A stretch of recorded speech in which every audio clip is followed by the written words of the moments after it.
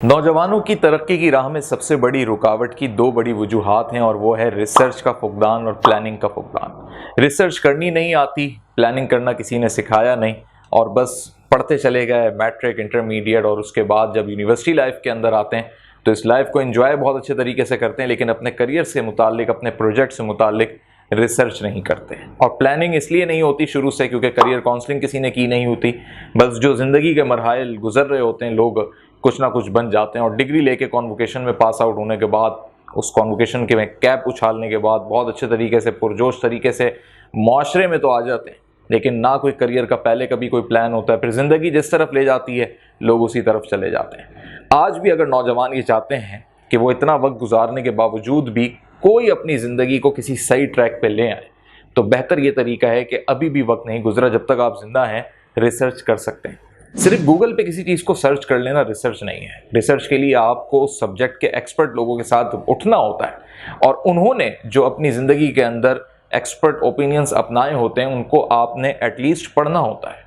उनको समझते हुए फिर आपको ये देखना होता है कि आपके लिए कौन सा रास्ता निकलता है जिससे आप एक बेहतर इंसान बन सकते हैं, एक कामयाब बिजनेसमैन बन सकते हैं, एक अच्छा स्टार्टअप ले सकते हैं, या फिर आप अपने लिए एक बेहतर करियर का आगाज़ कर सकते हैं, चाहे जॉब करके ही क्यों ना करें।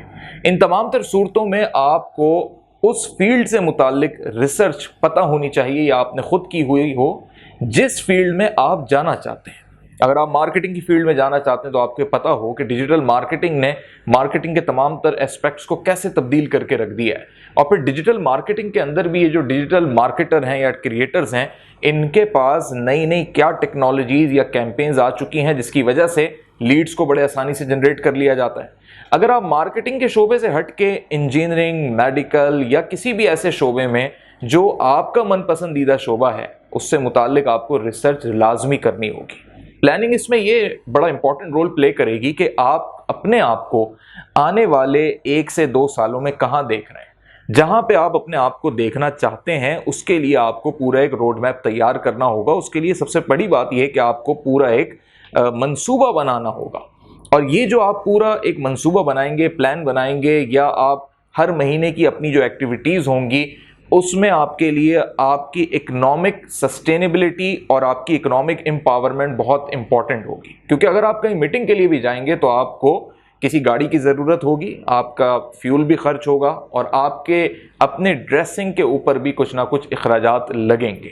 इन सब पहलुओं को मद्देनज़र रखते हुए आपको प्लान बनाना होगा कि आपको मंथली कितनी इनकम दरकार है। फिर वो इनकम क्या किसी और जॉब से आप क्रिएट करेंगे, वो इनकम आपके पास किसी इन्वेस्टमेंट की सूरत में मौजूद है, या वो इनकम आपके अपने प्रोफेशन से मुताल्लिक किसी जॉब से क्रिएट होगी, ये आपको डिसाइड करना होगा। जो आपके पास इसमें आसान रास्ता होगा यकीनी तौर पे आप उसका इंतखाब करेंगे, लेकिन इसमें जो कठिन रास्ता होगा अगर आप उसका इंतखाब करते हैं तो इसका मतलब यह है कि आप एक चैलेंजिंग पर्सनैलिटी हैं और आप चैलेंज को एक्सेप्ट करने की सलाहियत रखते हैं।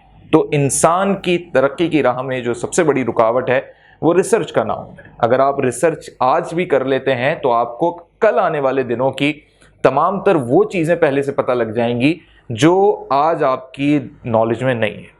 और ऐसा नहीं कि वो 100% आपको चीज़ें पता लगेंगी, लेकिन आपको बहुत कुछ ऐसी आदाद शुमार मिल जाएंगे, ऐसे फैक्ट्स पता लग जाएंगे जिस तरीके से इकोनॉमिक एक्सपर्ट डिजिट्स निकाल लेते हैं। यानी उन्हें पता होता है कि डॉलर का रेट कहाँ जाने वाला है, उन्हें पता होता है कि ऑयल इंडस्ट्री के अंदर जो है वो किस तरीके से डिक्लाइन आने वाला है, उसकी वजूहात क्या हैं, पीछे क्या कुछ होता रहा है पास्ट मंथ्स के अंदर और आने वाले दिनों में क्या होगा। या जब बजट का राइट अप लिखा जाता है या पूरा बजट प्रपोज हो रहा होता है तो वो पूरे आने वाले 12 महीनों के एतबार से हो रहा होता है। ये सारी चीज़ें इंसान ही करते हैं। अगर ये चीज़ें एक बड़े फाइनेंशियल इंस्टीट्यूशंस के तौर पे या एक स्टेट के तौर पे की जा सकती हैं तो एक इंसान अपनी ज़ात के लिए क्यों नहीं कर सकता।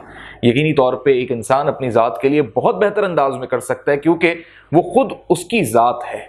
तो जब एक इंसान अपनी ज़ात पे तवज्जो देता है तो वो एक बेहतर प्लानिंग भी कर सकता है, वो एक बेहतर रिसर्च भी कर सकता है, वो अपने करियर को दोबारा से रीशेप कर सकता है, वो अपने करियर के अंदर बहुत सारी चीज़ें जो यूज़लेस हैं उसको दोबारा से यूटिलाइज़ कर सकता है। अगर आपने कोई ऐसी डिग्री करके रखी हुई है जो अब आप समझते हैं किसी काम की नहीं है, लेकिन आप अगर उसे दोबारा से रीशेप करना चाहें, यूटिलाइज़ करना चाहें तो आप उससे अर्निंग कर सकते हैं। और सबसे इंपॉर्टेंट पहलू इसके अंदर ये है कि आपको ऐसे मेंटोर्स की इसमें ज़रूरत पड़ेगी جو اس سبجیکٹ سے متعلق ایکسپرٹ ہوں گے اور وہ آپ کو گائیڈ کر سکیں گے کہ آپ کی ریسرچ صحیح ٹریک پہ جا رہی ہے یا نہیں جا رہی۔